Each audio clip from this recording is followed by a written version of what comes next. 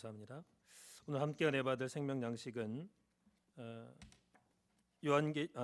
에스겔서 42장 20절과 또 41장 17절에서 20절까지 말씀이 되겠습니다.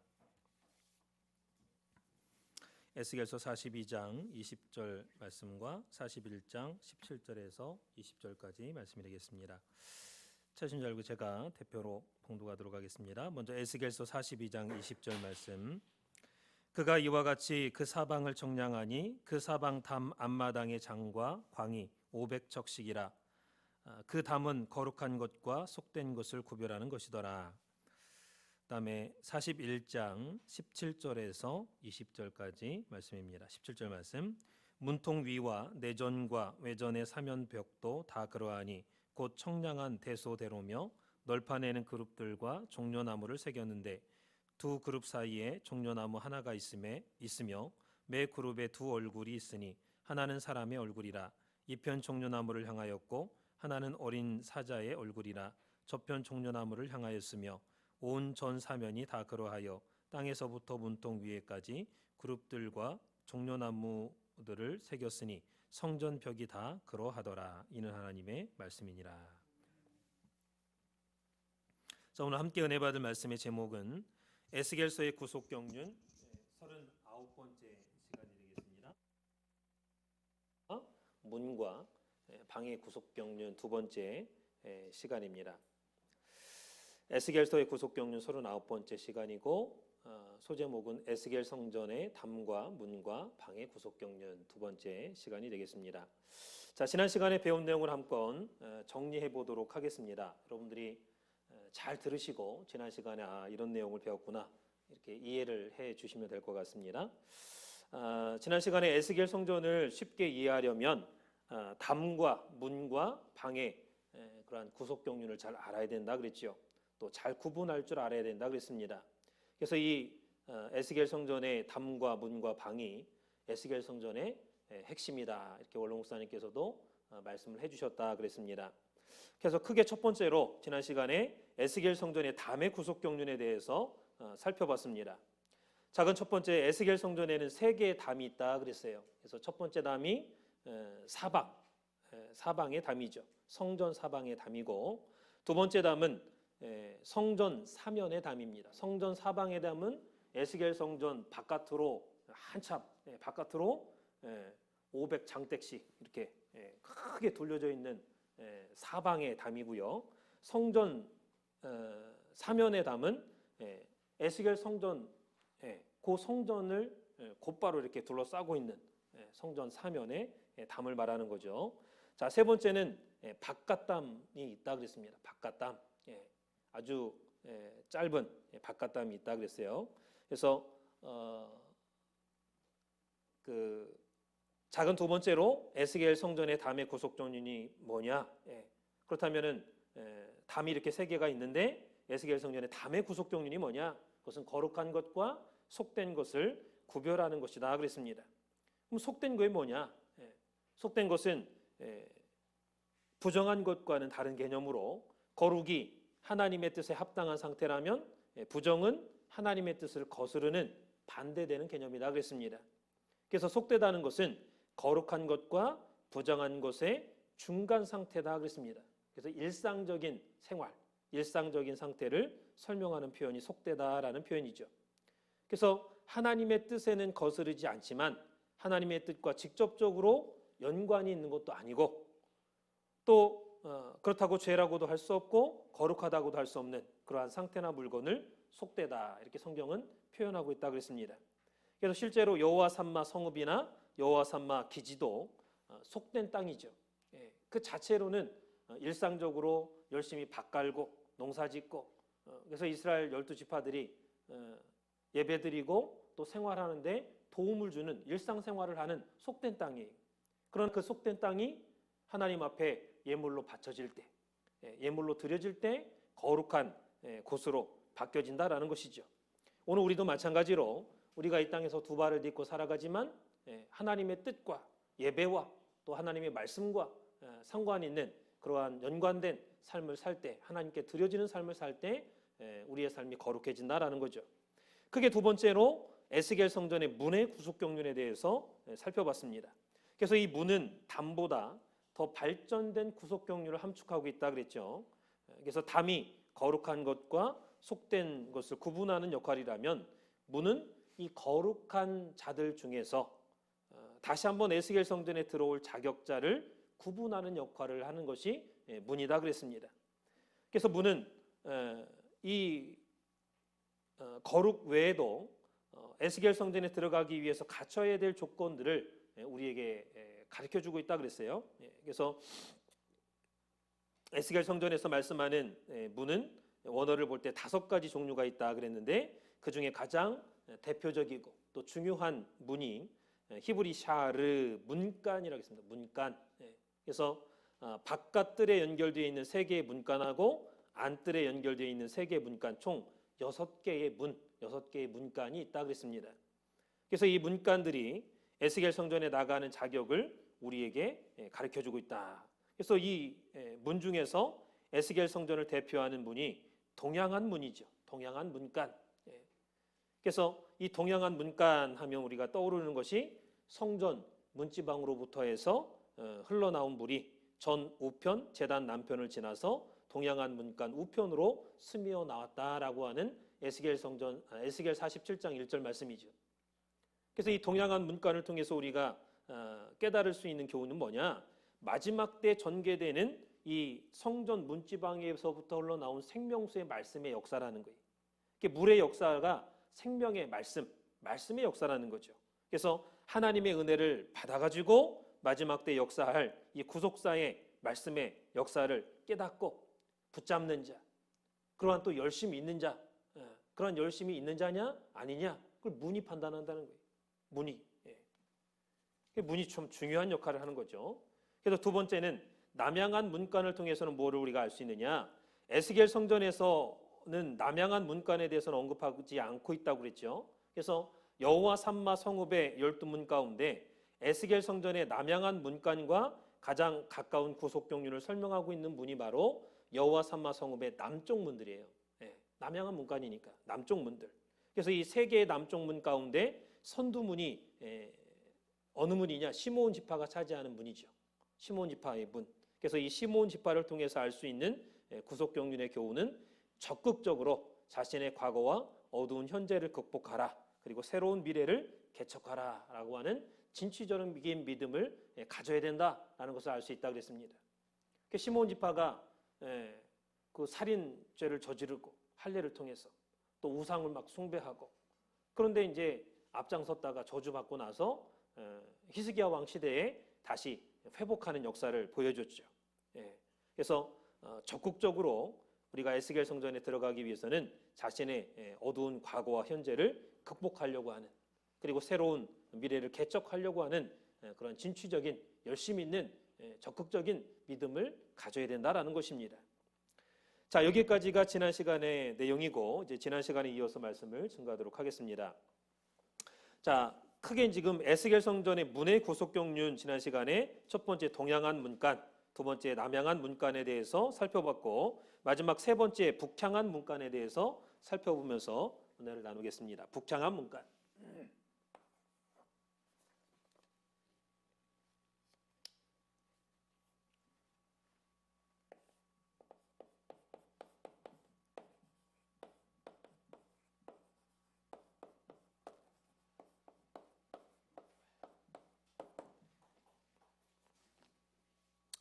자, 이 북향한 문간은요, 다른 방향의 문간들과는 다른 4가지 특징을 갖고 있습니다. 자, 북향한 문간을 한번 살펴볼까요? 어디가 북향한 문간이지?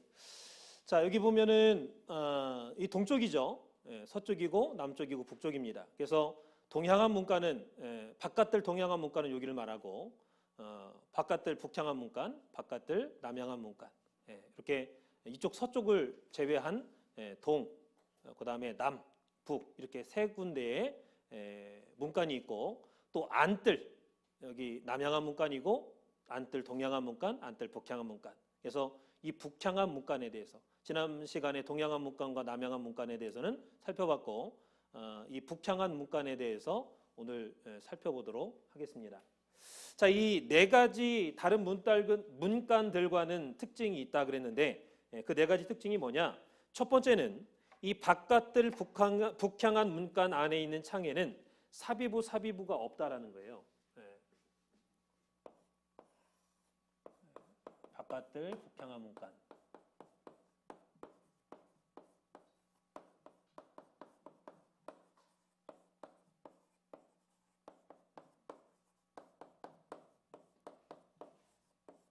문간의 창에는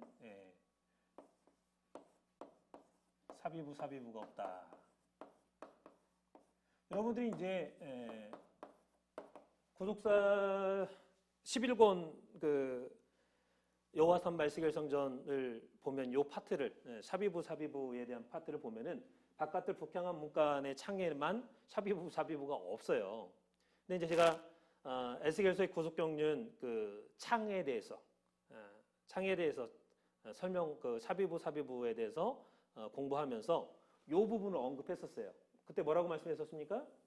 북향한 문간의 창에는 사비부가 없는데 직접적으로 언급은 없지만 그 북향한 문간의 창을 설명하는 구절을 자세히 보면은 사실은 동양한 문간과 같다 이렇게 표현되어 있기 때문에 사비부가 직접적으로 있다 이렇게 표현은 안 돼 있지만 있는 것을 알 수 있다 그렇게 설명을 드렸어요. 그래서 여러분들이 그렇게 여기 이제 사비부가 직접적인 표현은 없지만 있다는 표현은 없지만 전과 동양한 문간이나 남양한 문간과 동일하다라는 표현을 통해서 볼 때 있구나라는 것을 알 수 있다 그렇게 설명을 드렸습니다.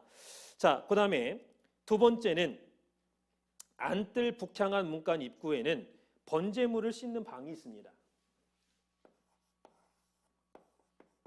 안뜰 북향한 문간 안에는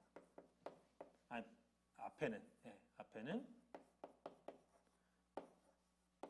번제물을 씻는 방이 있어요.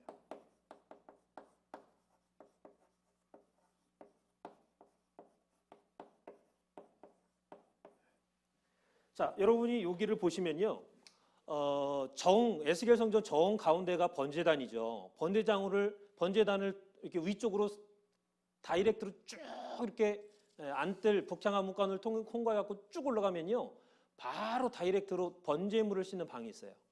번제물을 씻는 방. 이것이 동양한 문간이나 남양한 문간 어디에도 없지만 요 북향한 문간에 있습니다. 바깥들에 여기 그 안뜰로 들어오는 그 북향한 문간 여기 바로 앞에 여기 번제물을 씻는 방이 있다라는 것을 잘 확인을 하시고 기억을 해주시면 되겠습니다. 그렇다면 왜 이 번제물을 씻는 방을 굳이 북쪽 방향으로 설치를 하셨는가 하는 거죠. 자, 세 번째는 이 안뜰 북향한 문간의 입구와 현관에는 희생 제물을 잡는 상이 8개, 다듬은 돌로 만든 상이 4개가 있다 이렇게 말씀하고 있죠. 자, 안뜰 북향한 문간, 안뜰 북향한 문간 입구하고 현관, 입구하고 현관에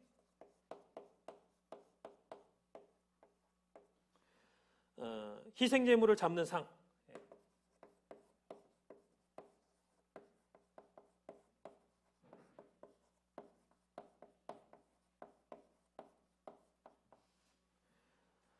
8개가 있고 그 다음에 다듬은 돌로 만든 상.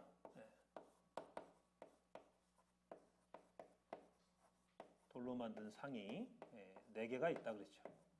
그래서 총 12개의 상이 있습니다. 그래서 이 12개의 상이 북쪽 안뜰 북향한 문간 입구에 또 현관에 설치가 되어 있다. 그래서 역시 이 상들이 왜 북향한 문간에 설치가 되어 있느냐라는 거예요. 자, 여기 그림이 좀 굉장히 작은데 여러분들이 각자 이제 책을 펼치시고 가져오지 않은 분들 집에 가서 한번 확인을 해보시고요. 여기 북향한 문간, 안뜰 북향한 문간을 자세히 여러분들이 살펴보시면요. 여기 다른 문간에서는 동양한 문간이나 남양한 문간에서는 살펴볼 수 없는 복잡하게 여기 문간 입구하고 현관에 복잡하게 이렇게 그림이 그려져 있는 걸 볼 수 있어요. 그래서 이렇게 그다음에 가운데 또 이렇게 상이 이렇게 있고 이렇게 있고 이런 그림이 그려져 있는 걸 볼 수 있어요. 그래서 요게 이제 번제물을 씻는 상입니다. 그래서 요게 이제 여기 입구하고 현관에 맞물려 갖고 계속해서 4개, 여기 4개, 8개가 있고 여기 2개, 2개. 그래서 여기 안에 또 이제 이중으로 또 있죠. 그래서 총 12개의 상이 이렇게 그려져 있는 것을 확인을 할 수가 있습니다. 이게 동그랗게 그렸지만은 상이에요. 돌로 다듬은. 그래서 여러분이 번제물을 하나님 앞에 번제물을 드리려면 잡아야 될 거 아니에요. 잡으려면 어디다 놓고 잡아야 될 거 아니에요. 그래서 이제 놓는 그런 상. 그다음에 이제 또 번제물 여기서 씻는 방이 있었죠 아까. 거기서 씻고 또 잡고 씻고 그다음에 이제 그 씻은 번제물을 잡을 때 쓰는 상하고 또 씻은 다음에 또 새로 이렇게 놓는 그 상하고 또 다르죠. 돌로 만든. 그래서 그런 12개의 상이 이 북향암 문간 요 입구에 이렇게 설치가 돼 있다라고 말씀을 하고 있습니다. 왜 그렇게 했냐라는 거죠. 자, 그다음에 4번째는 안뜰 북향암 문간 현관에 손바닥 넓이만한 갈고리가 있다 그랬어요. 갈고리.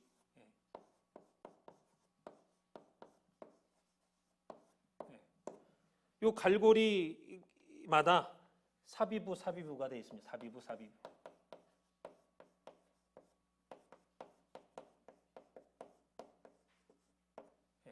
그래서 이 갈고리는 뭐에 쓰는 물건일까요? 갈고리. 코를 이렇게 꿰듯이 갈고리. 정육점에 가면은 고기 이렇게 꿰놓잖아요. 그럼 갈고리예요. 그래서 요거는 이제 고정돼 있다기보다도 11권에 보시면 여러분들 알겠지만 요걸 이렇게 떼다가 고기를 이렇게 꿰 수 있는 운반할 수 있게 운반할 때 쓰이는 그러한 갈고리입니다. 그래서 낚싯바늘처럼 이렇게 코가 있어갖고 다 이렇게 고기를 쉽게 이렇게 들 수 있고 운반할 수 있도록 되어 있는 갈고리를 말하죠. 그래서 그것이 사비부가 하나님의 그 강권적인 보호와 인도 그러한 역사가 둘러쳐 있다라는 것을 말씀을 하고 있습니다. 자, 그래서 이 4가지 특징이 북향암 문간에 있는데 요거를 이 시간에 뭐 일일이 다 설명은 못 드리지만 결정적으로 이제 해결을 하려면 자, 이 4가지 특징의 공통점이 뭐냐라는 것을 여러분들이 알면요. 요 4가지 다 풀려요. 이 4가지의 공통점이 뭐냐? 그것은 바로 제사와 다 관련이 있다는 거예요. 제사. 제사. 자, 이 제사는 오늘날로 말하면 예배죠. 예배. 자, 그다음에 죄와 회개. 이것과 관계가 있는 죄와 회개. 여러분, 제물을 왜 드립니까? 내 대신 제물이 그 죄를 내 죄를 다 뒤집어 쓰고서 내가 죽어야 되는데 제물이 죽어가지고 그 피를 뿌림으로 말미암아 죄를 없애는 그런 방법이 직접적인 그게 제물이에요. 제물을 드려서 구약의 제사를 드려서 죄를 사함받는 죄와 회개에 관계된 거예요. 또 죄사와 관계된 내용이죠. 이게 이제 북향암 문간에 있는 4가지 특징들의 공통점입니다. 그래서 그 번제물을 씻는 방이라든가 또는 희생 제물을 잡는 상, 또 다듬은 돌상, 또 갈고리 이게 다 이제 제사 또는 죄 회개와 연관돼 있다라는 거 공통점이. 그래서 특별히 죄와 이 북향암 문간에 있는 이 4가지 특징들은요 죄와 많이 연관이 됐어요. 죄. 그거 어떻게 할 수 있느냐? 에스겔 8장 3절을 보면요. 에스겔에서 8장 3절을 보면 이스라엘 백성들이 바벨론의 포로로 끌려가기 전에 솔로몬 성전에서 죄를 지을 때 어디서 죄를 지었는지 명확하게 그 장소를 말씀하고 있어요. 그래서 에스겔 8장 3절 다 같이 한번 읽어보겠습니다. 에스겔 8장 3절 말씀. 빨리 찾아보세요. 시간이 없습니다. 에스겔 8장 3절 말씀.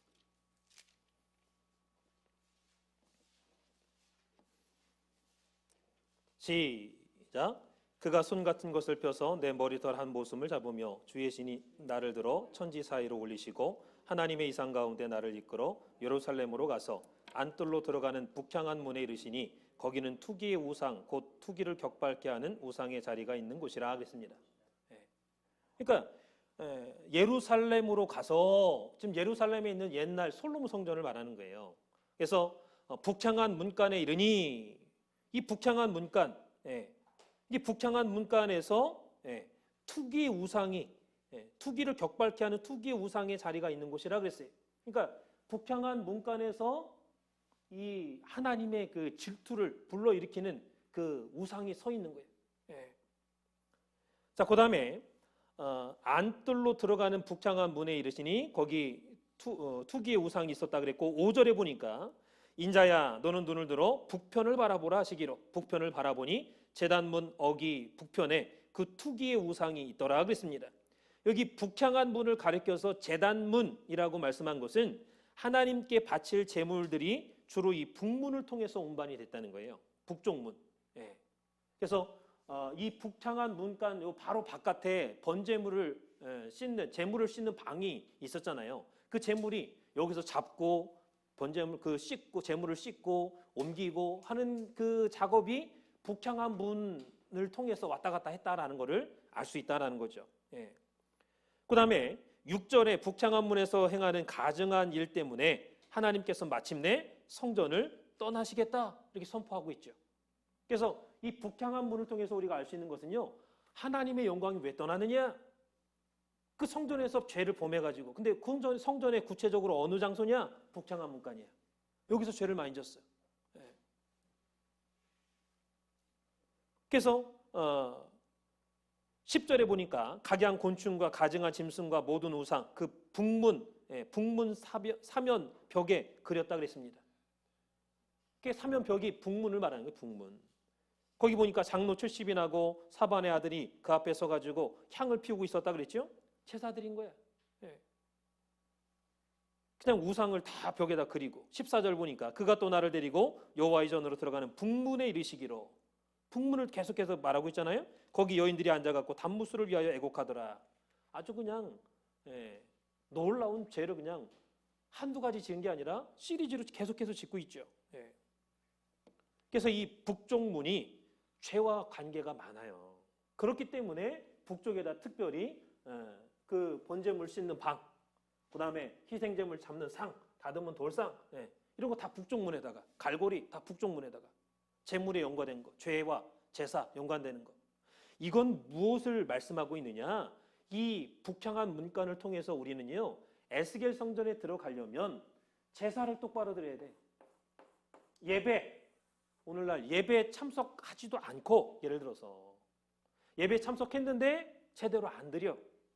딴 생각하고 그럼 에스겔 성전에 들어갈 자격자가 안 된다라는 것을 우리에게 가르쳐주는 거예요. 북향한 문을 통해서. 그 다음에 제물. 이 제물, 번제물 씻는 방이 여기 따로 있다고 했잖아요.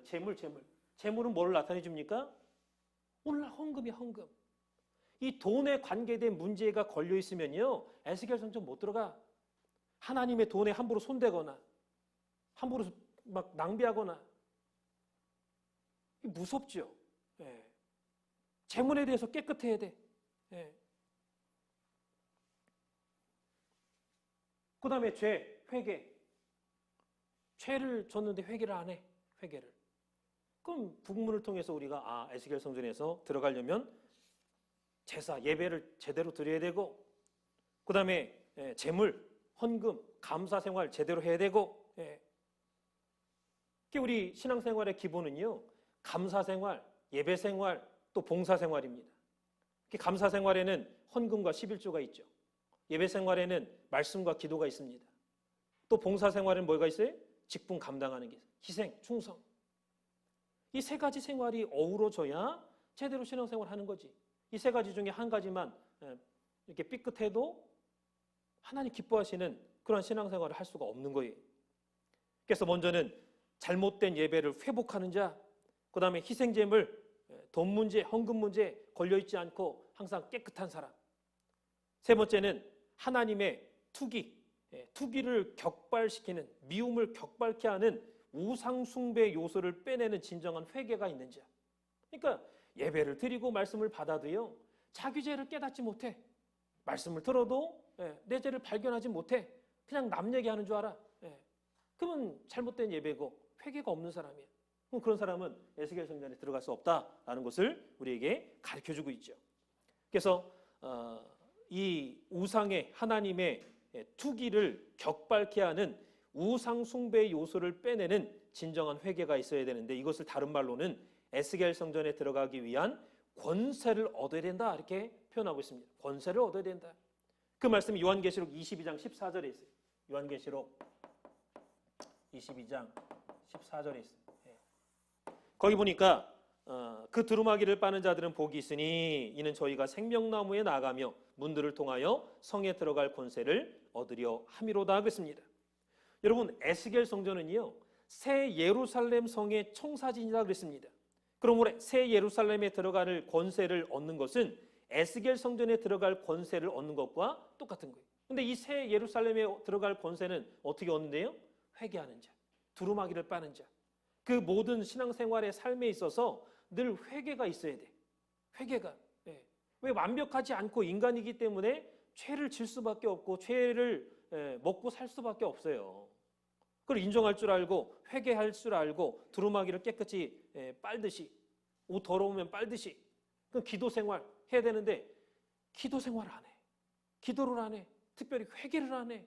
인정을 안 하고. 그거 잘못된 신앙이죠. 잘못된 신앙생활이에요. 그래서 한마디로 회개와 성결의 삶을 이 북향한 문과는 우리에게 가르쳐주고 있다. 회개와 성결의 삶.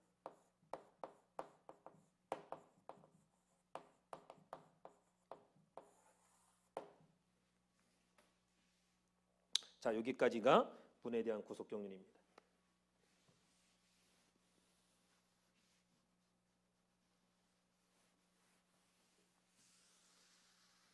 자, 마지막 남은 게 뭡니까? 세 번째, 크게 방이죠. 담하고 문하고 살펴봤고, 방.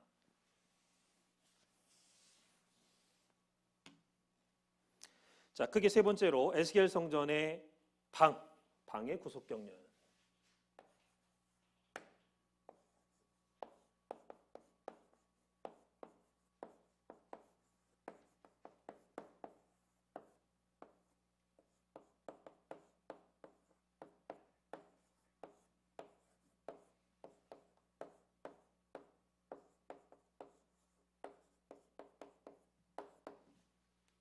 방의 구속 경륜. 자, 이 에스겔 성전에는요, 여러 가지 특징이 있지만은 그 중에 하나가 방이 많다는 특징이 있어요. 에스겔 성전에 방이 많아. 그래서 수많은 방이 있는데 이 방들은요, 크든 작든지 간에 모두가 성전 제사와 관련된 방이다라는 특징이 있어요. 이 방이 많아. 에스겔 성전은 방이 많은데 다 이제 성전 제사하고 관련돼 있어. 성전 제사. 예배하고 관련이 돼 있는 거죠. 예배를 준비하는, 제사를 준비하는, 그 관련이 돼 있어요. 이게 특징이에요. 방이 아주 많아요. 지금 이제 살펴볼 텐데. 그래서 올롱사님께서는 이 구속사 시리즈 11권에서 이 방들의 의미를 거룩을 지키는 사명의 장소다. 요 에스겔 성전의 방은요, 거룩을 지키는 사명의 장소래. 거룩을 지키는.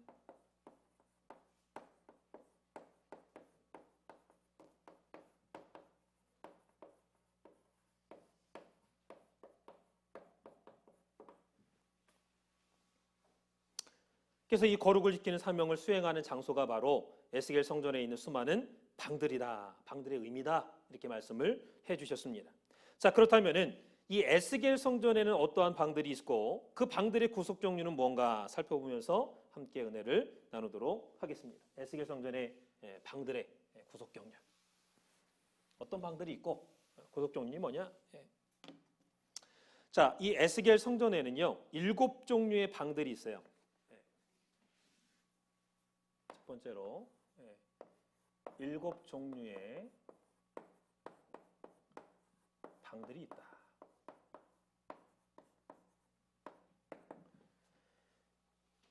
자, 그래서 이 7종류인데 하나는 2개로 이렇게 묶을 수 있습니다. 그게 뭐냐? 안뜰에 있는 2개의 방이 있는데 안뜰에 보면요 성전을 수직하는 방하고 제단을 수직하는 방이 있죠. 자, 이것을 에스겔 성전에서는 노래하는 자들의 방으로 묶어놨습니다. 자, 여기 보면은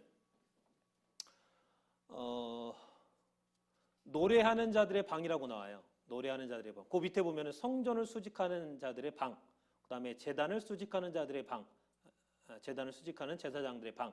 여기 보면은 안뜰 번제단이 여기 있고 안뜰 여기에 성전을 수직하는 제사장의 방이고 또 제단을 수직하는 제사장의 방, 이렇게 2 방이 나오고 이 2 방을 묶어가지고 노래하는 자들의 방이다, 이렇게 명칭을 짓고 있는 것을 볼 수 있습니다.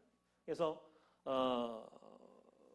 에스겔 성전에서는요, 하여튼 제사장들의 방이 엄청 많아요. 뭐 무지무지 많습니다. 근데 이제 대표적인 게 성전을 수직한다는 것은 지킨다, 그런 뜻이죠. 그다음에 제단을 지키는 제사장들의 방 따로 저렇게 크게 있다라는 거. 자, 이것을 하나로 묶어서 분류를 노래하는 자들의 방으로 분류를 했기 때문에 6개가 있는 거나 마찬가지다라는 거예요. 자, 하나부터 한번 살펴보도록 하겠습니다. 첫 번째가 문지기방입니다. 그 종류를 살펴볼 때 바깥에서 지성소 쪽으로 이렇게 들어오면서 그 순서대로 한번 살펴보겠습니다. 첫 번째가 문지기방이죠.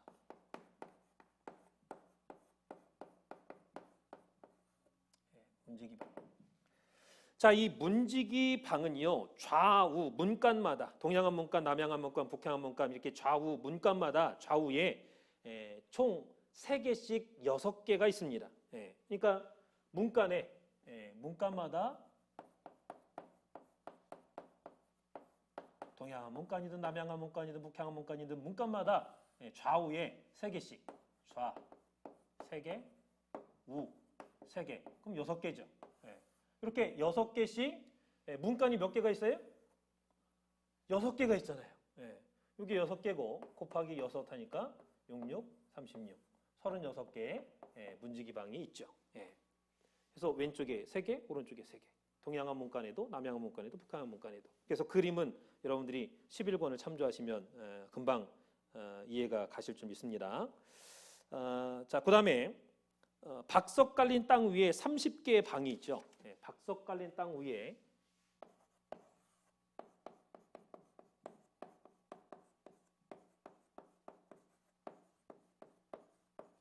이 박석은 타일 같은 그 넓은 돌을 말하죠.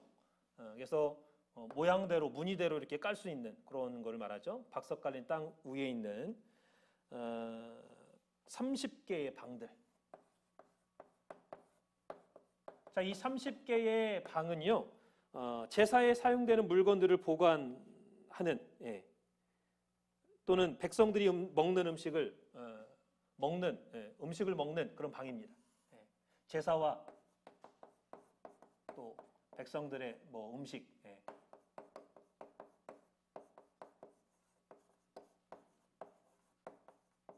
관련된 방이죠. 자, 박석 깔린 땅이 어디 있습니까? 여기 보면은 여기 A부터 A1부터 A2, 3 이렇게 뭐 쭉 돼 있잖아요. 여기. 요게 다 박석 깔린 땅에 있는 방들이에요. 30개의 방들. 여기. 자, 세 번째는 성전을 수직하는 제사장의 방과 제단을 수직하는 제사장의 방. 아까 설명을 드렸죠. 그래서 이것을 노래하는 자들의 방이다. 이렇게 말씀을 드렸습니다. 세 번째로 성전 수직과 제단 수직, 제단을 지키는 제사장들의 방, 이거를 노래하는 자들의 방이다 그랬습니다.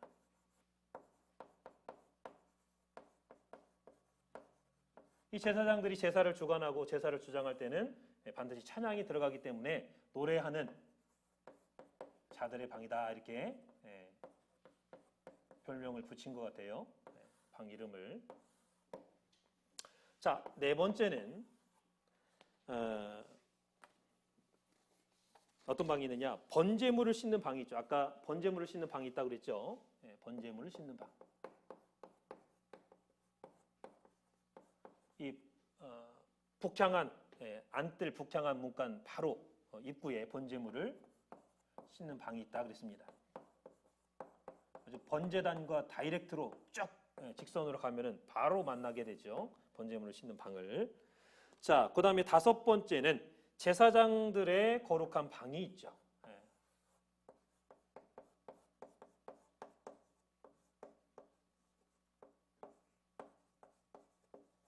거룩한 방.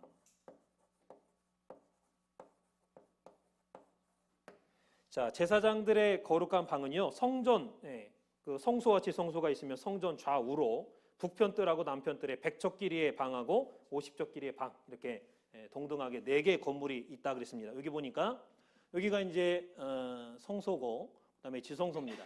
이 성소와 지성소를 기준으로 해서 위쪽에 북편 쪽에 100척의 건물이 하나 있고 제사장들을 성전 앞을 향한 방이 있고 그다음에 바깥들로 향한 방이 50척짜리가 하나 있고 여기 밑에도 마찬가지입니다. 성전 앞을 향한 방하고 바깥들로 향한 방 50척짜리, 100척짜리, 50척짜리 이렇게 두 개씩 이렇게 4개가 크게 지어져 있습니다.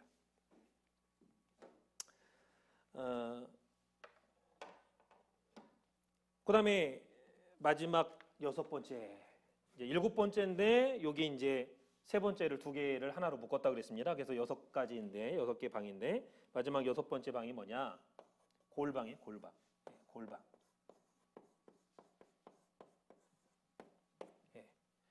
자, 이 골방은요, 성전 동편을 제외한 3면에 한 층에 30개씩 3층으로 총 90개죠. 90개의 방이 있어요. 여기 보면은 여기 성소하고 지성소를 둘러싸고 있는 여기 이제 30개의 방이 이렇게 쫙 이렇게 이제 있는데 여기 3층으로 되어 있기 때문에 30개니까 90개입니다. 90개의 골방이 있죠.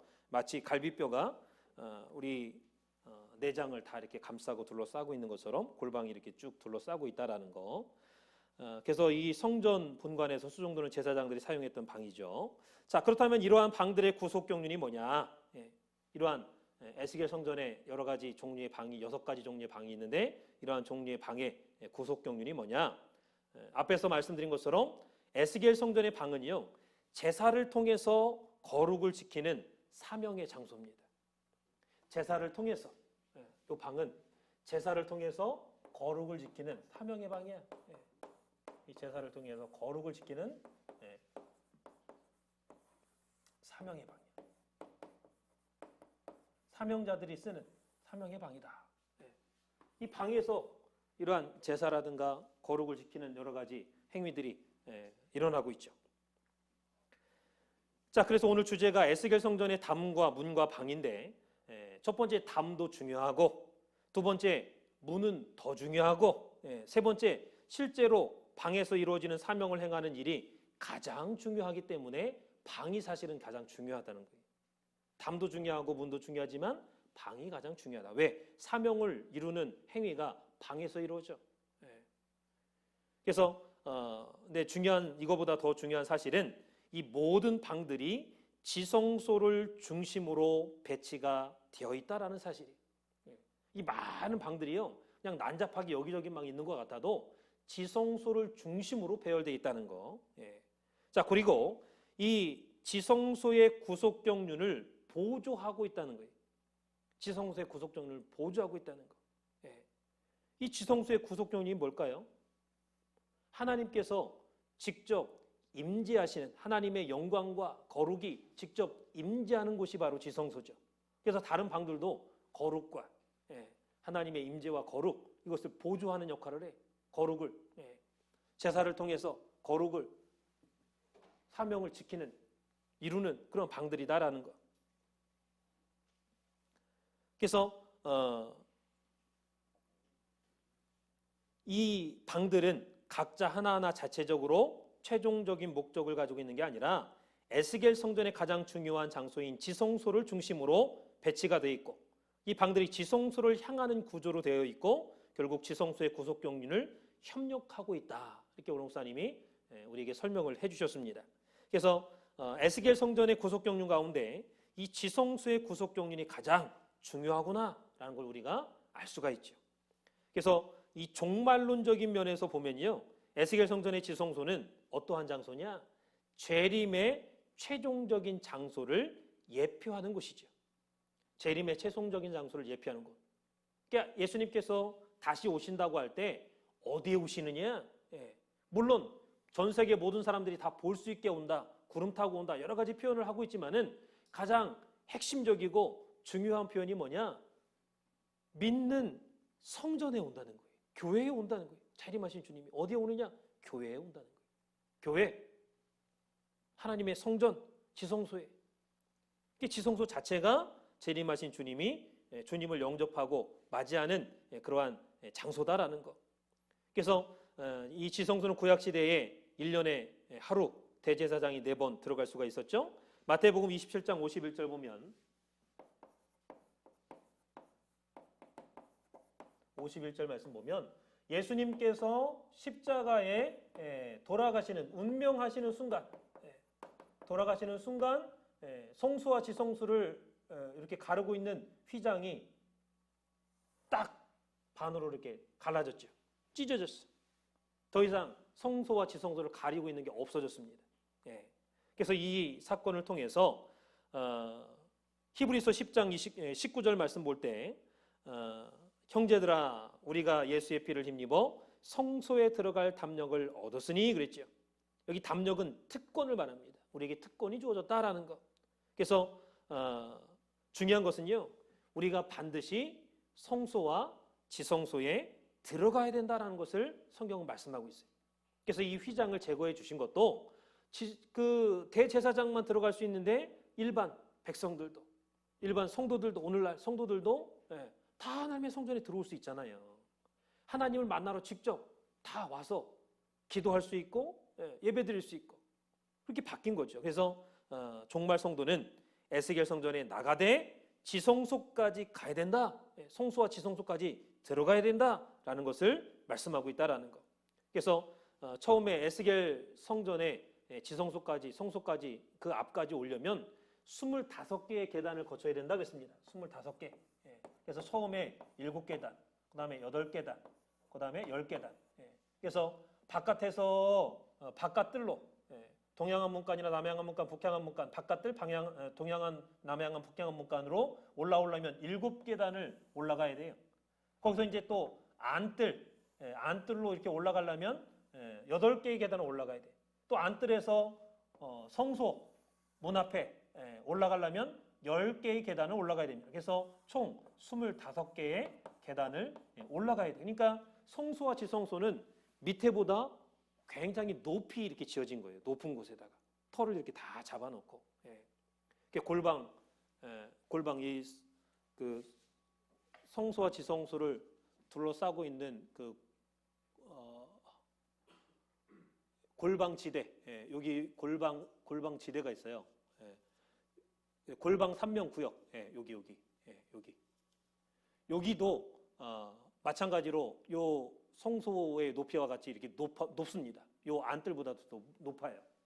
그래서 성소와 지성소가 굉장히 높이 이렇게 지어져 있다라는 것을 우리가 생각을 해야겠죠.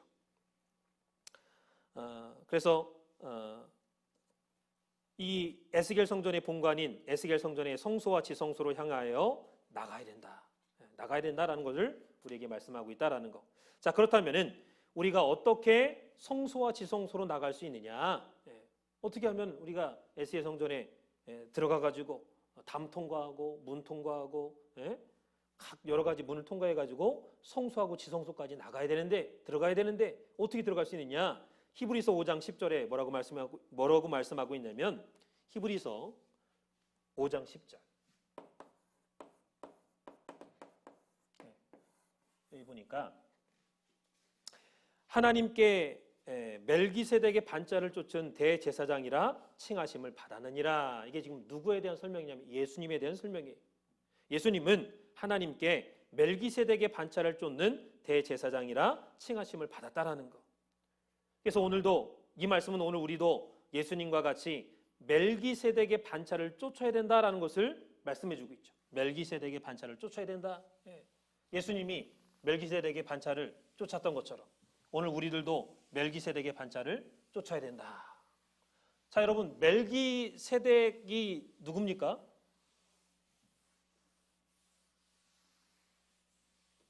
멜기세덱.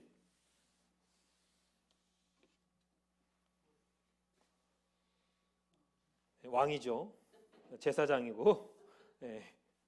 자, 며칠 전에 이제 아주 할아버지 한 분이 이제 우리 교회에 찾아오셨는데 많은 걸 이렇게 뭐 많은 활동도 하고 신앙생활 하시고 그냥 많은 일들도 하시고 그런 분인데 나중에 갈 때 이렇게 우리 교회 주보를 이렇게 보시더니 목사님 멜기세덱이 뭡니까? 물어보시더라고요. 그래서 그렇게 똑똑하고 많은 일을 하신 분인데 멜기세덱을 몰라요. 그래서 멜기세덱이 무슨 뭐냐고 무슨 의미냐고 무슨 건물 이름입니까?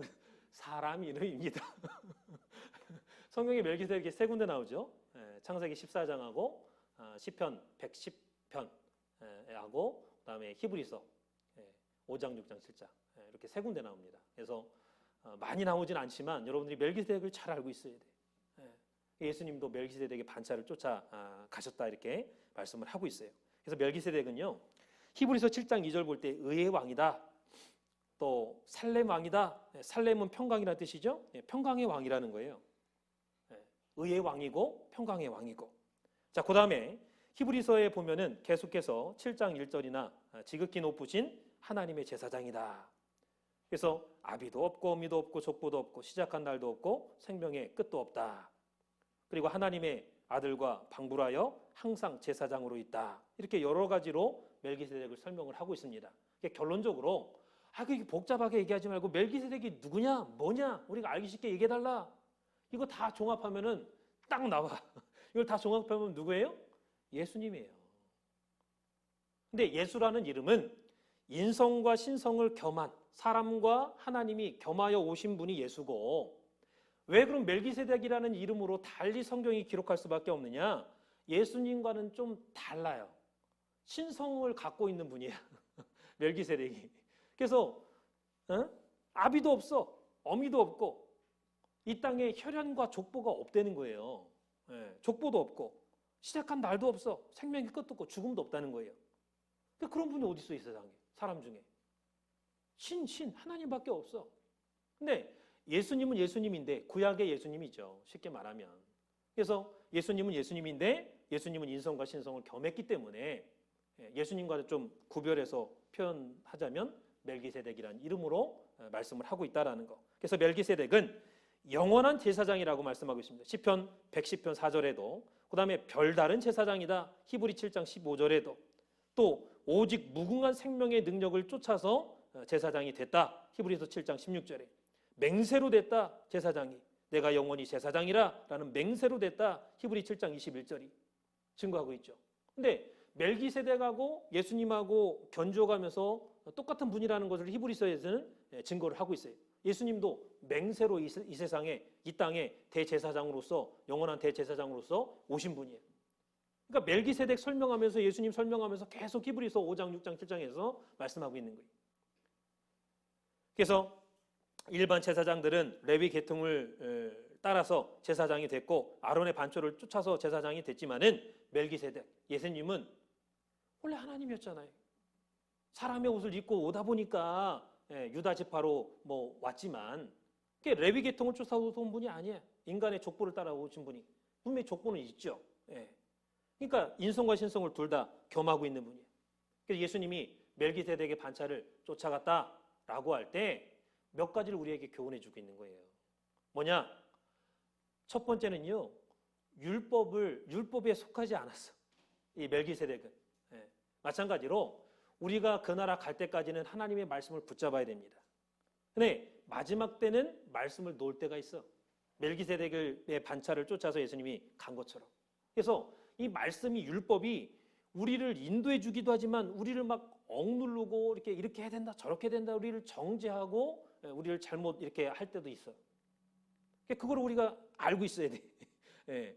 말씀해서 말씀이 중요한 건 맞지만 예수님 멜기세덱의 반차를 쫓아갔듯이 오늘 우리들도 말씀의 인도를 받아야 되지만 말씀의 율법에 얽매이면 안 돼. 그리고 이 육신적인 아비도 없고 어미도 없고 족보도 없고 시작한 날도 없고 생명의 끝도 없다라고 했습니다. 그러면 이 말은 뭐예요? 멜기세덱은 이 세상의 정이나 육신, 부모, 자식 간의 정, 친구 간의 정, 그런 정에 얽매이지 않는다는 거예요. 우리도 그거에 얽매이면 안 돼. 예수님도 멜기세덱의 반차를 쫓아갔다는 것처럼 우리도 신앙생활하면서 예수님을 쫓아가려면, 멜기세덱을 쫓아가려면 이 땅의 어떤 혈연적인 관계, 지연적인 관계, 지역적인 관계, 그런 관계로부터 얽매이면 안 돼. 그걸 초월할 수 있어야 돼. 그게 진짜 신앙이지. 자기 가족이라고 봐주고, 다른 사람이라도 안 봐주고, 그거는 공의가 아니죠. 에스겔 성전은 공의인데. 그래서 두 번째는 그러한 육신적인 혈연적인 것을 초월할 수 있어야 된다라는 것. 그 다음에 영원하다 그랬죠. 영원하다. 별다른 제사장이고 영원한 제사장이다. 무궁한 능력, 생명의 능력을 쫓아서 됐다. 맹세로 됐다 그랬습니다. 그래서 이 모든 것은 말씀 안에 다 들어가 있어요. 말씀이 영원하잖아요. 말씀이 무궁한 생명의 능력이 있고 말씀이 별다릅니다. 그래서 오늘 우리가 받고 있는 이러한 구속사의 말씀이 영원한 생명을 우리에게 주고 별다른 제사장처럼 별다른 말씀이고 또 무궁한 생명의 능력을 갖고 있는 말씀이다라는 것을 여러분들이 믿으시고 결론적으로 에스겔 성전의 담과 문과 방은 우리에게 세 가지를 교훈해 주고 있다 그랬습니다. 첫 번째, 에스겔 성전의 담은 거룩, 성도들의 거룩해야 담을 통과할 수 있다. 두 번째, 에스겔 성전의 문은 말씀과 믿음과 회개를 증거한다 그랬어요. 마지막 때 에스겔 성전에서 흘러나오는 그 생명수 말씀의 역사, 이 구속사 말씀의 역사, 마지막 때 선포되는 작은 책의 역사, 이 말씀을 잘 알아야 된다 그랬어요. 그 다음에 믿음, 어떤 믿음? 진취적인 믿음. 시몬 지파를 통해서 알 수 있는 진취적인 믿음. 그 다음에 회개, 복향한 문간을 통해서 회개해야 돼. 제사 똑바로 드리고 물질 무대 똑바로 하고 회개해야 됩니다. 마지막 에스겔 성전의 방은 멜기세덱의 반차를 쫓아 변화를 통한 재림을 준비하는 구속경륜. 이걸 우리에게 가르쳐 주는 거예요. 그러니까 마지막 방, 모든 에스겔 성전의 방들은 성소와 지성소를 중심으로 해서 편성이 되어 있고 성소와 지성소의 구속경륜을 보조하고 있다 그랬지요. 보조. 성소와 지성소의 구속경륜이 뭐예요? 재림하시는 주님을 예표하는 거예요. 주님이 어느 곳에 임할지를. 그래서 거룩한 곳에 임하고 하나님의 성전에 임한다라고 할 때 우리가 거룩한 자가 돼야 되고 우리가 하나님의 성전이 돼야 된다. 하나님을 말씀을 늘 우리 마음 가운데 품을 수 있는.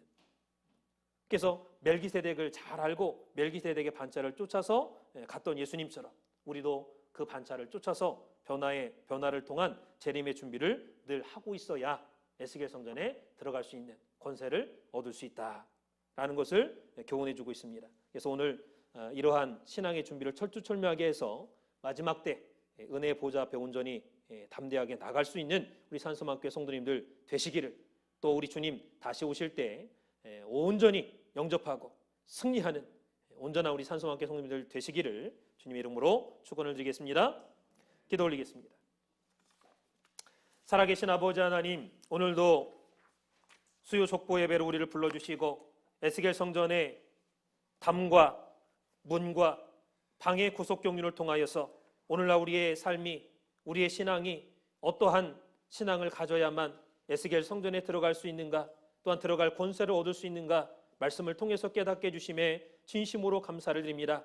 우리의 모든 삶이 한마디로 깨끗하고 거룩한 신앙의 삶이 될 수 있도록 주장하여 주시옵소서. 우리는 너무나도 부족하고 연약하여서 죄를 지을 수밖에 없고 또한 죄 가운데 살 수밖에 없지만, 그러나 하나님 말씀을 받고 죄를 멀리하고 또 죄를 지었어도 회개할 수 함으로 말미암아 경건하고 성결된 삶, 거룩한 삶을 살아갈 수 있는 우리 각자가 될 수 있도록 주장하여 주시옵소서. 또한 적극적인 믿음을 허락해 주시고 하나님 앞에 열심히 있는 믿음, 멜기세덱의 반차를 쫓아서 이 세상의 육적인 정과 육적인 모든 것을 다 초월할 수 있는, 또한 말씀의 율법의 아버지 그 제한을 초월할 수 있는 그러한 믿음을 허락하여 주시옵소서. 하나님을 향하여 날마다 전진하는 우리 산소망교회 모든 성도들 될 수 있도록 역사하여 주시옵소서. 그렇게 될 줄 믿고 감사함을 드리며 사랑 많으신 예수님 받들어 간절히 감사 기드렸사옵나이다.